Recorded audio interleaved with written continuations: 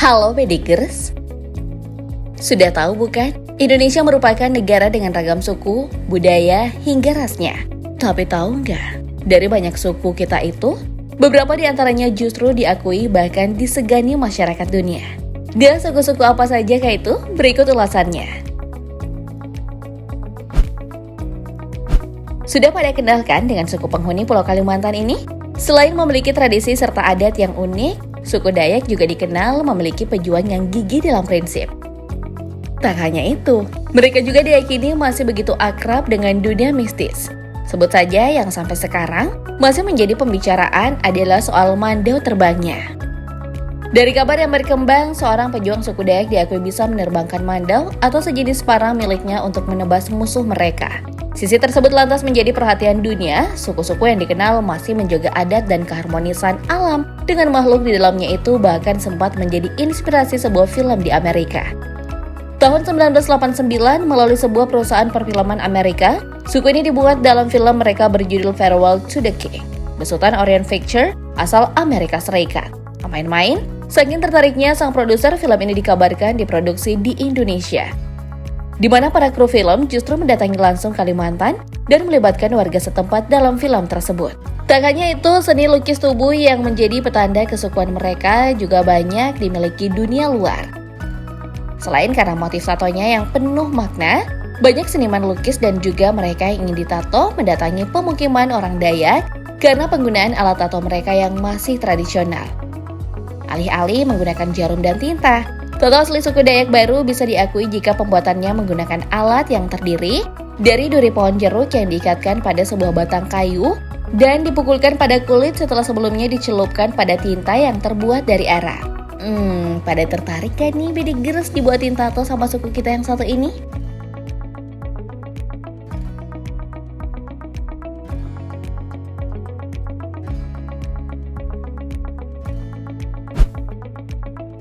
Dia suku dari Indonesia Timur ini mendapat perhatian dari dunia tak lain karena kemampuan mereka dalam pelayaran.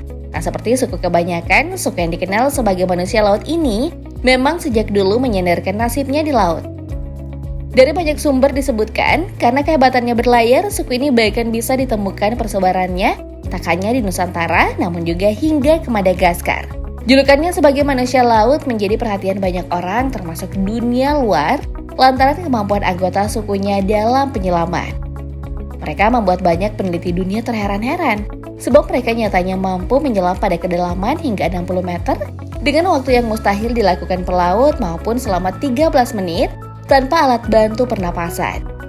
Jens Lardo, peneliti dari Pusat Geogenetika University of Copenhagen, menyebut dalam sebuah presentasinya jika skill unik suku Bajo itu terjadi pertama kali oleh manusia lantaran mengalami adaptasi genetik. Adaptasi genetik ini disimpulkan Melissa setelah menemukan fakta mengejutkan. Ternyata, limpah orang Bajo itu lebih besar 50% dari orang pada umumnya. Dan Bedikers, tak hanya suku Dayak yang diabadikan dalam film. Fakta lainnya tentang suku ini ternyata menjadi inspirasi untuk film terkenal Avatar 2: Way of Water.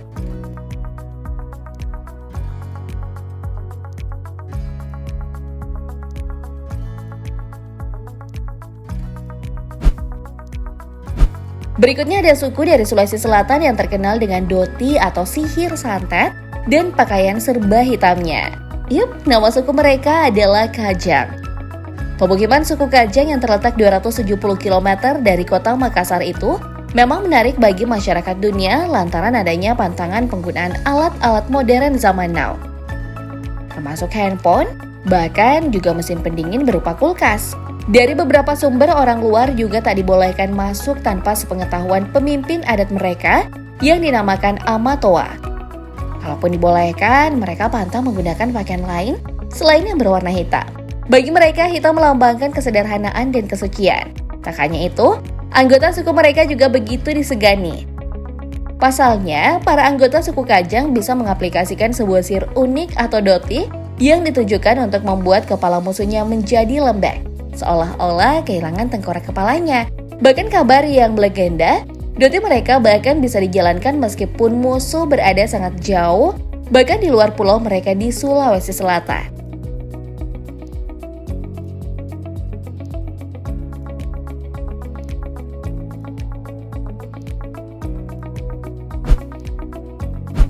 Selanjutnya, ada suku Asmat dari Papua, yang dikenal sangat gemar memakan ulat sagu dan mengusir kesenian dari kayu. Suku yang satu ini menghuni sebuah daerah yang bahkan dinamakan dengan nama suku mereka, yakni Kabupaten Asmat, yang terdiri dari sejumlah distrik. Nama pedigers yang kadangkala membuat orang asing sangat mengantisipasi keberadaan mereka di Asmat adalah dikarenakan cara mereka memperlakukan musuh. Dari Wikipedia Bahasa Indonesia disebutkan, sebelum masuknya agama di perkampungan mereka, suku Asmat ini jika marah pada seorang dan bahkan sudah dijadikan musuh, hati-hati. Mereka terkenal bisa berbuat kejam, di mana selain nyawanya dihilangkan, jasad musuh akan dibawa ke kampung mereka dan dijadikan santapan satu kampung. Tak hanya itu saja, yang membuat mereka acap kali digambarkan sebagai suku yang ditakuti, salah satu adat mereka yang juga bikin merinding adalah terkait perlakuan terhadap orang yang meninggal dunia. Saat ada anggota mereka meninggal dunia, siap-siap deh, jangan dekat-dekat pemukiman mereka. Sebab diketahui suku Asmat ini, khususnya para istri, yang ditinggal mati bisa menangis terseduh-seduh hingga seminggu, bahkan berbulan-bulan lamanya, bahkan saat malam hari. Tuh kan, kebayang gak sih? Kalau saat malam ada suara tangisan meraung-raung dari keluarga suku Asmat ini?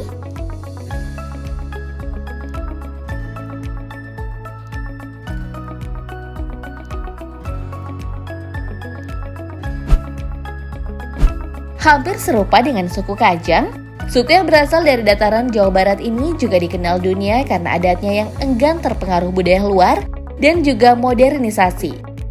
Orang Kanekes atau suku Baduy saat ini juga terbagi dalam dua bagian. Satunya dinamakan Baduy Dalam dan satunya Baduy Luar. Kendati begitu, keduanya dikenal keras dalam menjalankan aturan adat mereka. Kajang Dalam misalnya, hingga saat ini menolak untuk dikunjungi orang luar. Aturan adat mereka sangat keras, tak boleh masuk sembarangan apalagi memakai alas kaki. Tak boleh mandi dengan sampo, sabun, dan bahan kimia lainnya di sungai mereka. Selain itu, kendati dalam pemenuhan kebutuhan hidupnya mereka adalah berkebun dan bertani. Aturan adat yang membuat banyak wisatawan asing begitu memujinya adalah karena mereka tak menggunakan pupuk dan pestisida. Tak hanya itu, lantaran adat mereka yang melarang hewan berkaki empat masuk kecuali anjing, membuat mereka juga tak melakukan pembajakan sawah. Namun begitu, saat ini untuk suku Baduy Luar sudah cukup terbuka. Hanya saja aturan adat yang krusial masih dipegangnya sebagai bagian suku Baduy yang dikenal dunia memiliki kearifan lokal yang tinggi.